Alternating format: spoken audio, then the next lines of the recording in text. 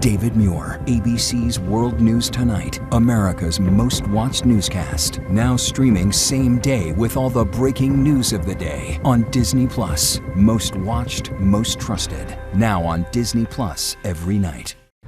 Tonight, breaking news just as we come on. President Trump talking to our Jon Karl. What the president now says tonight about gas prices here in the U.S. The average for a gallon of gas now topping $4 in this country, far higher in some places. Also, the president's message to allies tonight on the Strait of Hormuz. Build up some courage, he says. Go to the strait yourselves and take the oil. Telling Jon Karl they weren't here for me. Jon standing by tonight. Also breaking tonight, dramatic new images from the war in Iran. An official telling ABC News about the U.S. strike inside Iran using 2,000-pound bunker buster bombs. American B-52 bombers deep over Iran. And tonight, the Pentagon now deploying a third U.S. aircraft carrier. And just in tonight, the new warning for Americans in the region. Will go live to Matt Rivers. Back in the U.S. just a short time ago, Tiger Woods pleading not guilty to DUI. What the police report now reveals tonight, what police say they found in Tiger Woods' pocket. Tonight, after those U.S. Army Apache attack helicopters hovered over Kid Rock's home, the performers saluting them. Tonight, what's now happened to those Army pilots? Arthur Raddatz standing by. Tonight, the major headline involving the president's $400 million White House ballroom. A judge temporarily blocking the construction. The judge writing, "You don't own the White House." The deadly school shooting, a high school student shooting a teacher. She was rushed to the hospital. And what authorities have now revealed tonight about the 15-year-old shooter. Tonight, the countdown is on, 24 hours until the scheduled launch of Artemis II. NASA's first human mission to the moon in more than 50 years. Will go live. Tonight, the wild escape, a woman in handcuffs climbing out the back window of a police cruiser. What's now happened to her tonight? The frightening moment in the water, a windsurfer colliding with a whale thrown from his board. And America Strong tonight, the inspiring 8-year-old throwing out the first pitch. You won't forget this. From ABC News World Headquarters in New York, this is World News Tonight with David Muir. Good evening. We begin tonight here with breaking news. President Trump speaking with ABC News about the war in Iran and about gas prices here in the U.S., now topping $4 a gallon, far higher in some parts of the country. The president tonight saying about America's allies when it comes to the Strait of Hormuz, build up some courage, go to the strait yourselves and just take it. Telling our Jon Karl they can police it themselves. They weren't there for me. Just moments ago, the president now saying securing the Strait of Hormuz is, quote, not for us, and suggests this war will go another 2 to 3 weeks. Tonight, what the president now says about gas prices, the cost of this war, Jon Karl and his conversation with the president. Tonight, with Iran's blockade of the Strait of Hormuz causing oil prices to soar around the world, President Trump is urging America's allies to, quote, build up some delayed courage, go to the strait, and just take it. In a phone call, the president told me of our allies, they can police it themselves. Why should I do it for them? They weren't there for me. The president suggesting that America's allies should be there to help, even though they didn't start the war. France, Spain, and Italy have all expressed reluctance to get involved. For the first time in 3 years, the average price of gas now tops $4 a gallon. In Florida, it's $4.16, up nearly $1.30 since the war began. It's worse out west, $4.92 a gallon in Nevada, and nearly $6 a gallon in California. In Indianapolis, Curtis Davis, a delivery driver, now tightening his belt. The stuff that I want to do with my kids, like I have to limit that now because of funds. I have to pay more funds for gas throughout the week. In Atlanta, Emily Locke making tough decisions. Obviously, it's affecting our family. Like, we are tightening up our budget, not going out to eat as much, watching where we're spending our money. The president has acknowledged he was elected on a promise to bring down the cost of living. But today he told me the booming stock market before the war made it a good time to do it. Trump insists the oil prices are going to go down. He has threatened if Iran doesn't immediately open the strait, he will be, quote, blowing up and completely obliterating their civilian infrastructure, including power plants and water systems. He also says the U.S. and Iran are talking, telling me we have regime change, and this group is much more moderate and much more reasonable. The president says his team has been talking with the Speaker of the Iranian parliament, Mohammad Ghalibaf. Speaker Ghalibaf has been jabbing the president on social media. He's toned it down a lot, Trump told me. He's much better. The president then adding ominously, "We know where he lives. Let's put it that way." And on Cuba, the president telling me Cuba's gone. When I asked him if he was talking about a military operation against Cuba, Trump said, "I can't tell you that. I trust you implicitly, but I can't tell you." The White House is well aware of polls that show a solid majority of Americans oppose this war and are deeply concerned about the high gas prices that it's brought. And just a short while ago, the president told reporters that he is finishing up the job in Iran and that, quote, "I think 2 or 3 weeks we'll leave." And David, he said that when that happens, the price of gas will come tumbling down. That's what he's telling you tonight, Jon Karl. We appreciate the conversation. Also breaking tonight, there are dramatic new images just in from the war in Iran. An official telling ABC News tonight about the U.S. strike inside Iran using 2,000-pound bunker buster bombs. American B-52 bombers flying deep over Iran. Tonight, the Pentagon now deploying a third U.S. aircraft carrier to the Middle East. And just in tonight, the new warning for Americans in the region about their safety. Matt Rivers there again tonight. Tonight, massive explosions ripping through this military complex in Iran, sending flaming debris shooting into the air. An official telling ABC News the U.S. struck an ammunition storage facility in Isfahan, dropping multiple 2,000-pound bunker-busting bombs.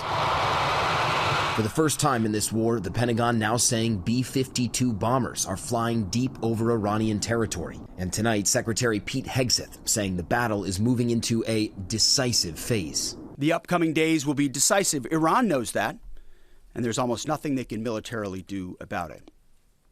Yes, they will still shoot some missiles, but we will shoot them down. Tonight, a third aircraft carrier, the USS George H.W. Bush, departing for the Middle East with 4,500 sailors aboard. Families emotional. I'm just trying to be strong for him. It's really hard being away from someone like that. Iran still wreaking havoc. New images of an oil tanker hit by an Iranian drone near Dubai, punching a hole in the ship, sparking a fire on board. And tonight, an Iran-backed militia accused of kidnapping an American journalist in Baghdad. Iraqi officials confirming this chilling video shows the moment Shelley Kittleson was forced into a car and taken. Authorities arresting at least one suspect as an urgent search intensifies. David, the State Department with a new warning tonight for Americans in Saudi Arabia about threats to places where they gather, like schools and hotels. This as Iran threatens to attack American corporate facilities across the region. David? Matt Rivers from the region again tonight. Matt, thank you. To other news here, just a short time ago, Tiger Woods pleading not guilty to DUI in Florida. What the police report now reveals tonight, what police say they found in Tiger Woods' pocket. Victor Oquendo from Florida. Tonight, we're learning what Tiger Woods says caused him to crash his black SUV in a rollover accident in Florida. Tiger. The golf legend arrested and charged with a DUI, last seen leaving a Florida jail hours after the Martin County Sheriff's Office says he told deputies he was looking down at his cell phone and changing the radio station and did not notice the vehicle in front of him had slowed down. Police say Woods was traveling at a high rate of speed and overtook a truck on a 2-lane road on Jupiter Island. Deputies on scene noticing several signs of impairment, saying he was sweating profusely, his eyes bloodshot and glassy, with pupils extremely dilated. Authorities say that while Woods was extremely alert and talkative with investigators, his movement was lethargic and slow, and he had hiccups with police on scene. The pro golfer who said he was coming from his house denying consuming alcohol and blowing a 0.0 on a breathalyzer, but later refusing to take a urine test. Authorities say Woods struggled with field sobriety tests, even bringing up he'd had 7 back surgeries and more than 20 surgeries on his knee. When deputies asked him about prescription medication, authorities say he answered, "I take a few," acknowledging he had taken some that morning. Deputies saying they later found 2 white pills inside Woods' left side pant pocket, determined to be hydrocodone. This latest incident leaving the 15-time major winner in an uncertain legal situation, muddying his future in golf and complicating his legacy, with the Masters about a week away. And David knew tonight Woods releasing a statement saying in part that he understands the seriousness of the situation he finds himself in and is stepping aside for a period of time to seek treatment and focus on his health. Safe to say we will not be seeing him at the Masters next week. Also today, his attorney entered a not guilty plea, waiving his arraignment, which was set for next month, and requesting a jury trial. David. All right, Victor Oquendo from Florida on this again tonight. Victor, thank you. Tonight, the breaking headline after those U.S. Army Apache attack helicopters hovered over Kid Rock's house, the performer saluting them. Tonight, what's now happened to those Army pilots? Let's get right to Martha Raddatz.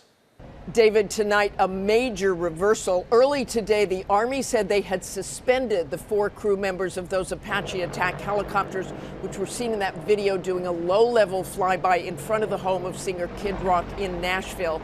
He could be seen waving and then saluting the crew. The Army saying they take any allegations of unauthorized or unsafe flight operations very seriously. President Trump, who is a friend of Kid Rock's, even said they probably shouldn't have been doing it. You're not supposed to be playing games. But shortly after the president made those comments, Secretary Pete Hegseth said on X, the U.S. Army pilots' suspensions lifted.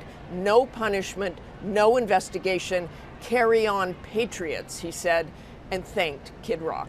David? Martha Raddatz back with us tonight. Martha, thanks as always. We move on now to the major headline involving President Trump's $400 million White House ballroom. Tonight, a judge temporarily blocking the construction. The judge writing, "You don't own the White House." Tonight, the White House response. Here's Rachel Scott. Tonight, a federal judge putting the brakes on construction of President Trump's $400 million ballroom, declaring the President of the United States is the steward of the White House for future generations of first families. He is not, however, the owner. The president has already torn down the East Wing. He plans to redo part of the West Wing as well. Our Mary Bruce spotting him up on the roof. Mr. President, what are you doing up there? Taking a little roof. What are you building? The ballroom, which is on the other side. The National Trust for Historic Preservation sued to stop the construction, arguing it requires congressional approval. Well, we built many things at the White House over the years. They don't get congressional approval when they build in the White House. It's totally separate. But today, Judge Richard Leon ruling no statute comes close to giving the president the authority he claims to have. He also rejects the administration's argument that stopping construction at this point would pose a security threat, writing, "The existence of a large hole beside the White House is, of course, a problem of the president's own making." The president says he will appeal this ruling. Meanwhile, there is other breaking news here at the White House. The president signing an executive order tonight directing his administration to create a confirmed list of U.S. citizens eligible to vote in each state in the next election. That ruling and that order will certainly be challenged in court, David. All right, following multiple breaking developments tonight, Rachel, thank you. There is news this evening about the deadly high school shooting near San Antonio, Texas. Authorities now believe the 15-year-old shooter was failing several classes. He opened fire yesterday morning, wounding a teacher. The sheriff says he was armed with a .357 Magnum. The gun brought from home, the student then taking his own life. Detectives searching the home, seizing electronic devices. The teacher remains hospitalized tonight. No word yet on her condition. Tonight here, the countdown is on 24 hours now until the scheduled launch of Artemis II, scheduled right around this time tomorrow night. We'll carry it live right here on ABC. NASA's first human mission to the moon in more than 50 years. The powerful rocket weighing nearly 6 million pounds, standing taller than the Statue of Liberty. Gio Benitez at the launch site.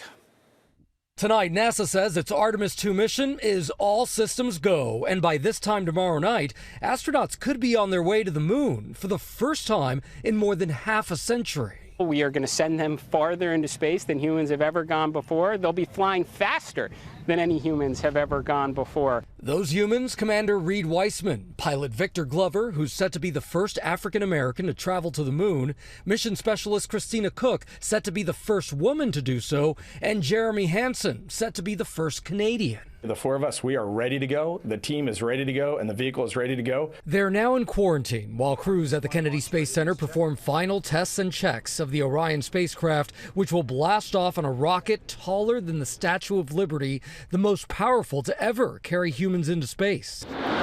4-stage engine start. Boosters in ignition. and liftoff. After lifting off, they'll orbit Earth for a day, then slingshot some 4,000 miles past the far side of the moon and around it before re-entering Earth's atmosphere and splashing down in the Pacific Ocean. They won't land on the moon, but they're confident the mission will demonstrate that the Orion spacecraft can survive a trip to the moon and back as NASA works to establish a long-term presence there. The exploration we're doing is the first few steps on the path of getting humans to Mars. And David, if all goes well tomorrow, we could see a liftoff as early as 6:24 p.m. Eastern. The entire mission will take 10 days. David. A great assignment for you, Gio. You'll be right there tomorrow. ABC News will have live coverage of the countdown and launch of Artemis II. We begin tomorrow at 6 p.m. Eastern right here. Gio, we'll see you then. Tonight, after the state of Colorado had banned conversion therapy for LGBTQ minors, tonight the Supreme Court now ruling against that ban. In an 8-1 decision, the justice is saying the law likely violates a Christian therapist's free speech. More than half the states in this country have similar laws, like Colorado had, restricting the practice, saying it is ineffective and harmful to minors. Tonight, the economy, the stock market up, with word from President Trump that this war could be ending in 2 to 3 weeks now. The Dow Jones jumping more than 1,100 points today. The NASDAQ and S&P 500 posting major gains as well. When we come back tonight, we remember a well-known actress from the movies and Broadway and her movie opposite Robin Williams. Also tonight, look at this, the collision on the water, the frightening moments, a windsurfer colliding with a whale thrown from his board. Also, the police chase, the collision, the suspect running, then 2 drivers, strangers, using their vehicles to help police in this. And then the wild escape, a woman in handcuffs climbing out the back window right here of a police cruiser. What's now happened to her tonight? We'll be right back here. Tonight here, the frightening moment, a windsurfer colliding with a massive gray whale in San Francisco Bay. Eric Kramer, fueled by the wind when the whale breached right in his path, knocking him head over heels off his board. Tonight, Kramer calling it a whale of a day. Good sense of humor, saying he's glad both he and the whale are okay. Tonight, 2 drivers helping to end a police chase in Las Vegas. Take a look, police tracking the driver of this silver Mazda right here, who fled a domestic situation when he T-boned a car and then ran away. Seeing the chaos, this red car and a white pickup truck pulled into position to stop him, one driver jumping out, taking the man down, the police arriving and then making the arrest. When we come back tonight, the remarkable escape, a handcuffed woman climbing out the back window of a police cruiser, and what's now happened to her tonight. In America Strong, you have to see this first pitch. You won't forget it. Tonight, a Michigan woman who was handcuffed and managed to escape through the back window of a police cruiser is now back in custody. After 4 days on the run, the video from Muskegon Heights, Michigan going viral. Kendra Aney was in custody. This is Saturday. She was in custody on an alleged parole violation when she climbed out that partially open window and ran. She was found this morning in an abandoned home and arrested again. Tonight, we do have a passing to note. Stage and screen actor Mary Beth Hurt. She said she preferred playing supporting roles and she excelled at it, earning 3 Tony nominations for her theater work, making her movie debut in Woody Allen's Interiors alongside Diane Keaton and others, and appearing with Robin Williams in The World According to Garp. Mary Beth Hurt died from Alzheimer's. She was 79. When we come back tonight, you have to see this. The inspiring 8-year-old throwing out the first pitch. 8 years old, and I guarantee you won't forget him. Tonight, America Strong, the inspiring 8-year-old who walked through that stadium right out onto the field and proved in front of thousands that he's the true champ. Tonight in Phoenix, Arizona, a dream come true for an 8-year-old second grader who has already triumphed over so much. Walking through that stadium tunnel, taking the field in front of thousands at the Arizona Diamondbacks home opener. And it was quite a journey to get there. At just 3 years old, Bowden Baumkirchner developed a rare and aggressive staph infection that then led to septic shock and months in intensive care. Bowden undergoing more than 20 surgeries, including the amputation of both legs. But it did not stop Bowden. Biking, golfing, soccer, running, skateboarding, wakeboarding, and his favorite pastime, baseball. Batting at the tee and on the field, running to first base, his family cheering, and playing on his Lake Havasu Little League team. Overcoming incredible obstacles helped with grants from the Challenged Athletes Foundation. The Arizona Diamondbacks hearing about Bowden and inviting him to throw out the first pitch. Hey David, I'm about to throw out the first pitch. Walking onto that field with Diamondbacks outfielder Corbin Carroll, the announcer. And then Bowden's pitch. The crowd cheering. Afterward, what did Bowden think? This is the best day of my life. Tonight, dream come true for Bowden. Telling us it was the best day of his life, Bowden, and we love that jersey, 8 for 8 years old, and we can't wait to see what the future brings. Thanks for watching. Good night. David Muir, the most trusted anchor in America, the most watched anchor in America. Thank you for making World News Tonight with David Muir the #1 newscast in America.